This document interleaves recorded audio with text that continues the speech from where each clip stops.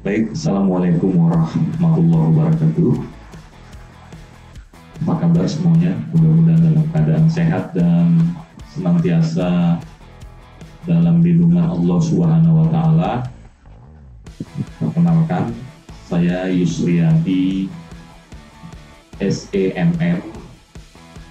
Dalam semester ganjil ini saya mengampu mata kuliah pendidikan Pancasila.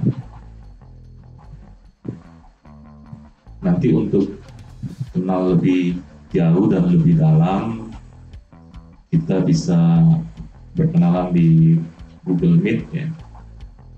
Ini video saya buat sebagai bahan pengantar kita mengapa mahasiswa perlu kembali mempelajari tentang Pancasila. Jadi sebenarnya ada landasan ataupun dasar ya yang melandasi mengapa kita penting kembali mempelajari Pancasila di perguruan tinggi.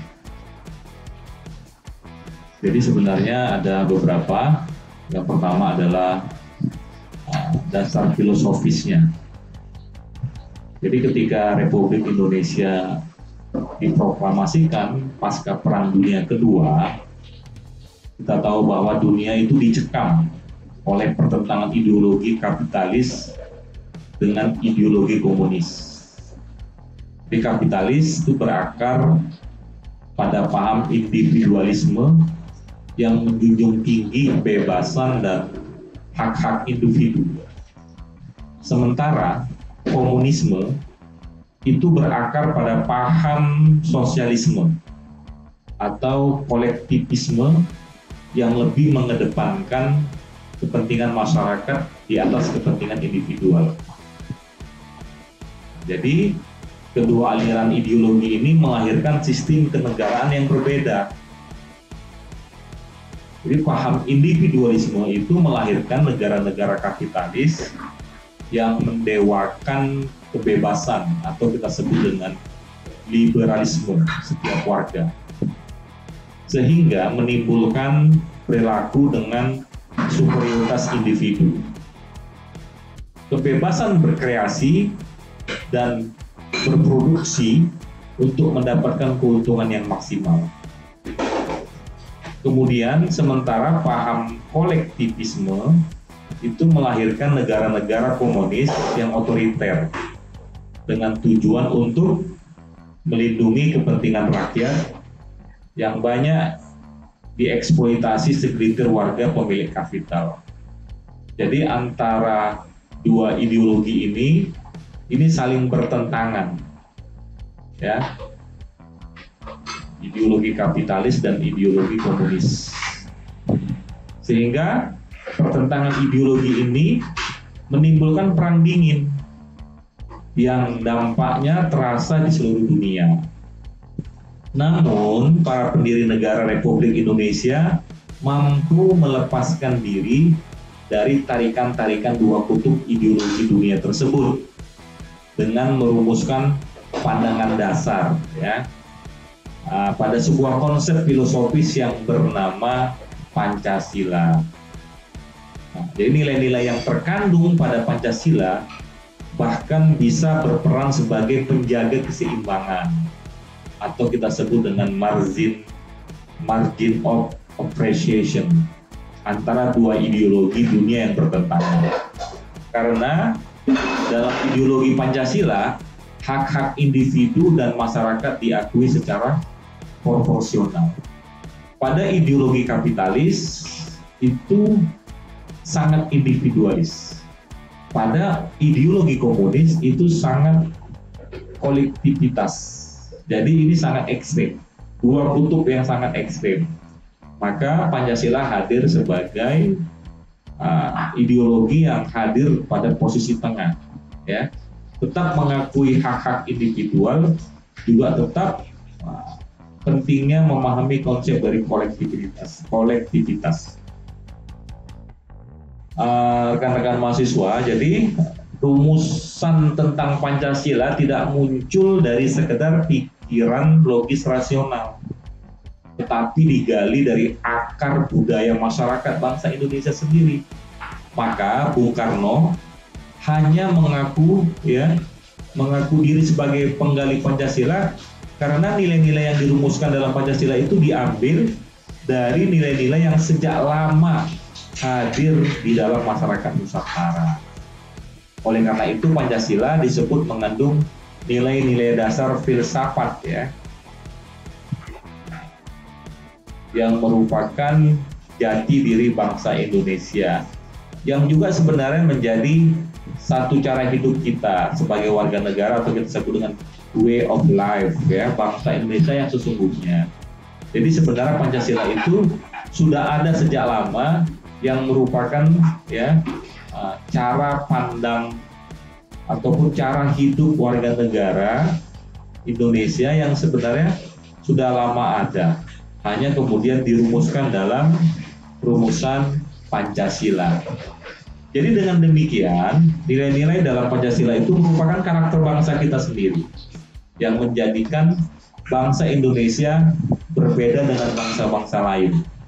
Jadi pendidikan Pancasila itu perlu, karena dengan cara itulah karakter bangsa dapat lestari, terpelihara dari ancaman gelombang globalisasi yang semakin kuat dan semakin besar dampaknya terhadap negara kita.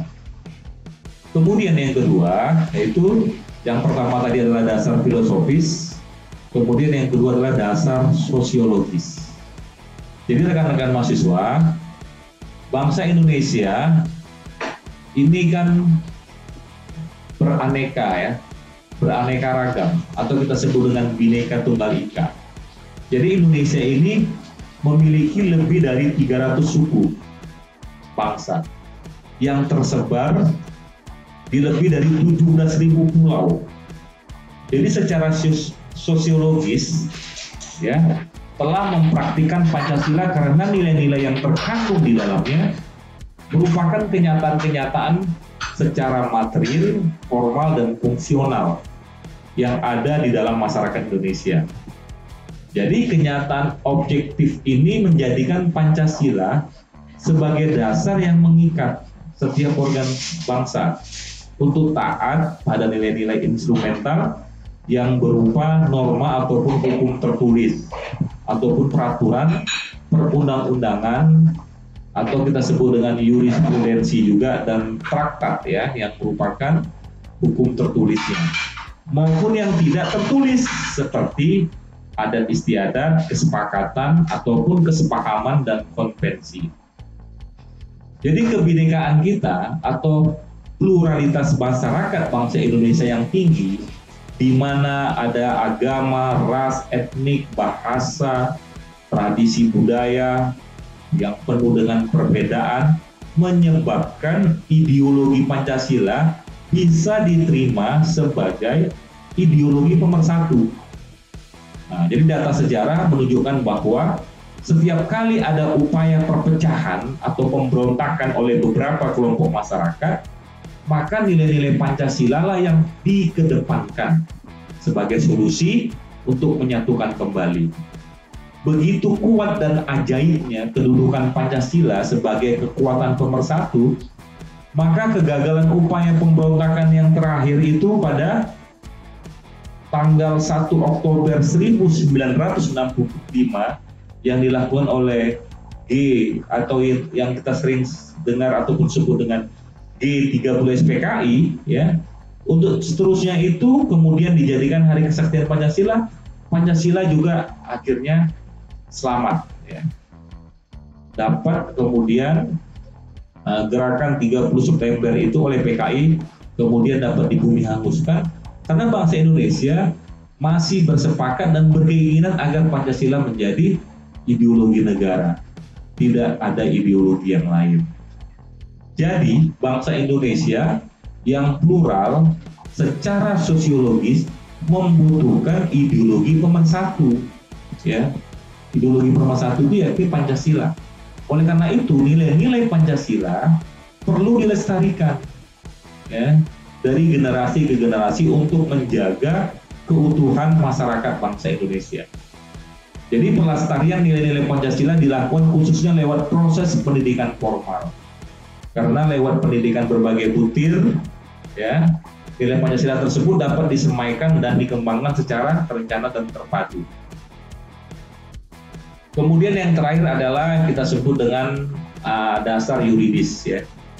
Jadi Pancasila sebagai norma dasar negara dan dasar negara Republik Indonesia ini, ya, berlaku adalah Pancasila yang tertuang dalam pembukaan Undang-Undang Dasar Negara Republik Indonesia.